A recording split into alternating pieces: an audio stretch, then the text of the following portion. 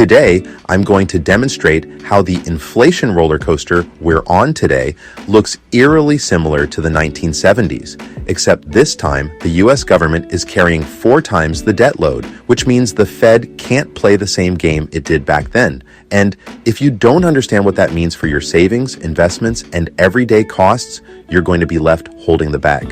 Let's rewind. After the US printed piles of money in 2020, inflation spiked hard in 2021, eerily similar to the surge in the mid-70s. Back then, the Fed thought they had it under control, so they cut rates and watched inflation come roaring back like a bad sequel nobody asked for.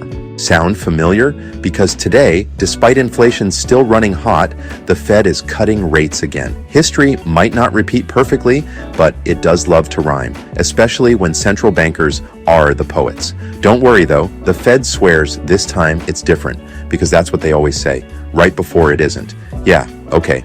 Here's the difference between now and then. In 1970, US debt to GDP was about 34%. By 1980, it had actually fallen to just under 31%. Today, we're sitting at 123%, higher than the World War II peak of 121%. And no, there's no World War to blame this time, just decades of overspending. So, while Paul Volcker could jack rates above 15% in the 1980s to kill inflation, today's Fed can't even dream of that.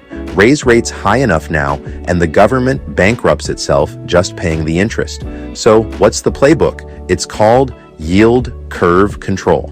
That's a fancy way of saying the Fed will keep interest rates artificially lower than the inflation rate. Translation, negative real interest rates.